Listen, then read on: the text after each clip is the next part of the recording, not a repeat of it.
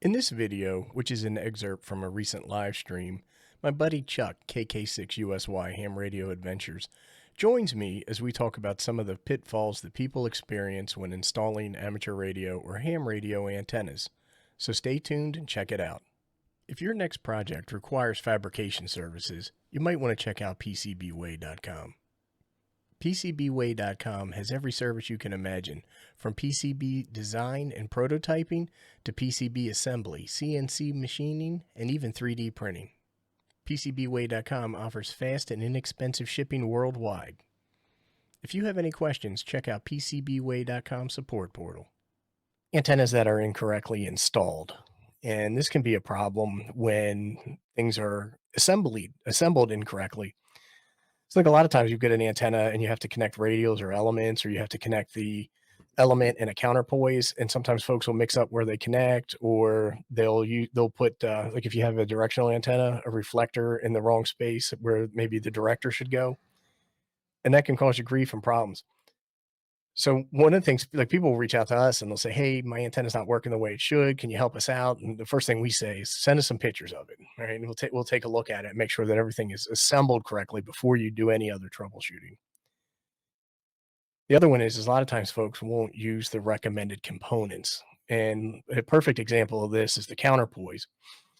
So I saw a video where somebody got out an antenna. It was a toy box antenna, and they set it up and they actually made some FT8 contacts, which is pretty easy to do with a pretty bad antenna, because FT8 is so good at reading signals in like a low signal environment.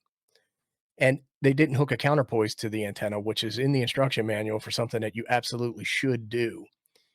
And I don't remember what they said, why they did, or they didn't do it. But a lot of folks say, "Oh, I'm not going to use the counterpoise. I'm just going to let the shield be the counterpoise."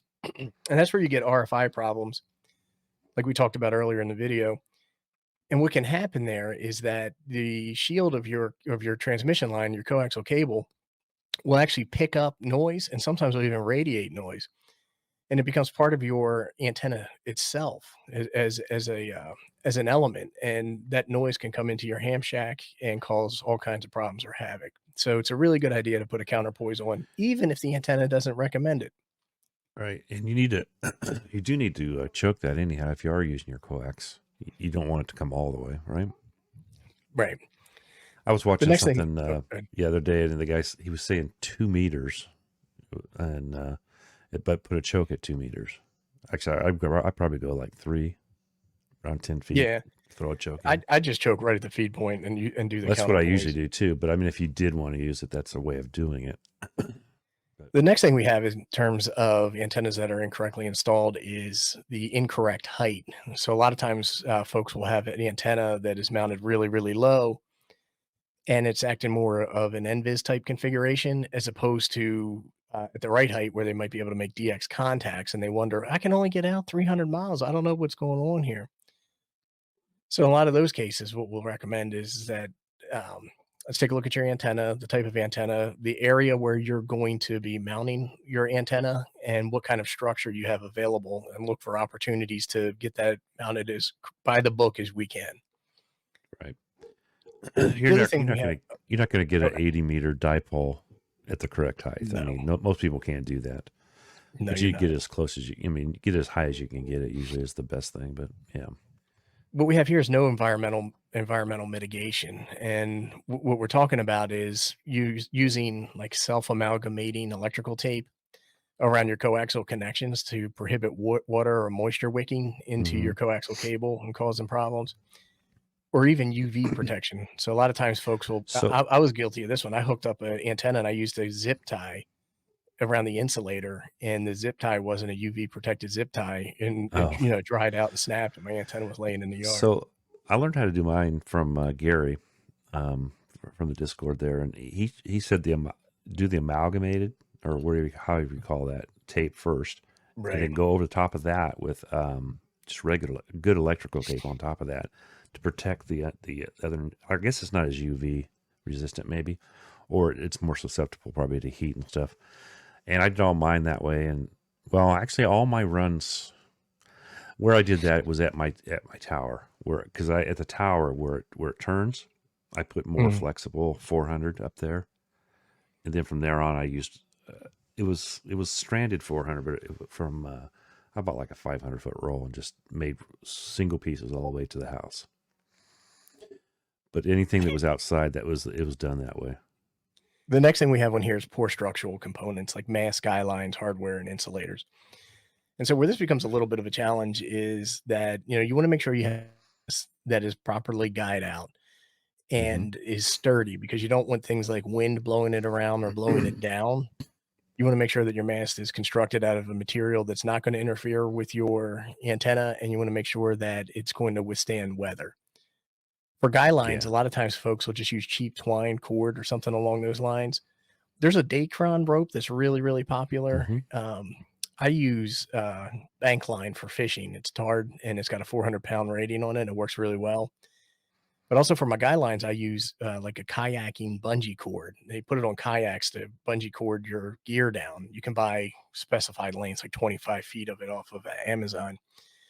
And I put a little bit of that towards the end. And what it allows it to do is if you do have movement in your antenna system, what'll happen is that bungee cord will stretch and then it'll pull it back to where it rests. So that way, if you have prolonged winds or something like that, you don't have to worry about any kind of damage or anything snapping.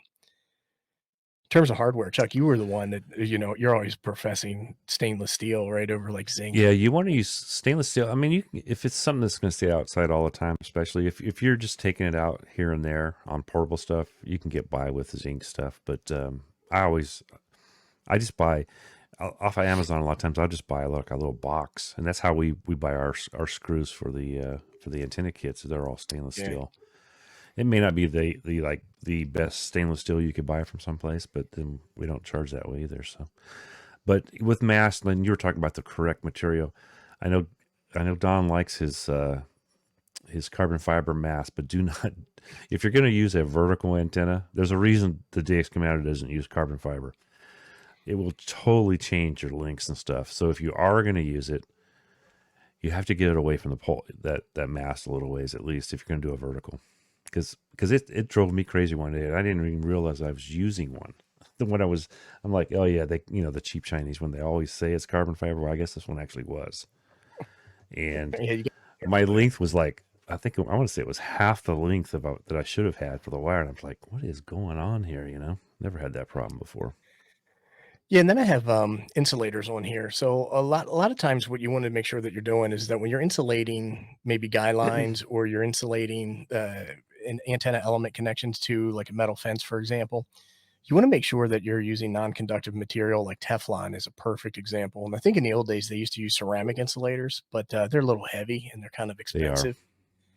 But you want to make sure that Th- you get a non-conductive insulator that is UV resistant. So that way you don't have to worry about replacing it or doing any of that kind of work. I mean, you could go as cheap as just getting some nice heavy duty wire ties that are UV resistant. That'll work. I mean, Yeah, like I that's said, what I do for a lot of stuff. I'm so guilty of using like zip ties that are not UV resistant. Yeah. Well, Three. now that you mention Oh, it, this is Chuck, it's, Scotch. Excuse me. yeah, there's a lot of difference between like a good 3M or Scotch electrical tape and then Harbor Hmm. Freight electrical tape, right? I'll use the Harbor Freight stuff a lot of times for going out and building antennas because I'll tape it up, and then I'll just to waste, or I'll throw it in my thing for for day use and stuff like that. This stuff here though will get a little gummy when you Yeah. take it off, but I've never seen any tape before that you know how you wrap it around and you break it and Mhm. push over it. You can't find the thing when you're done. It's like almost impossible to find the end of it sometimes. That part I don't like sometimes.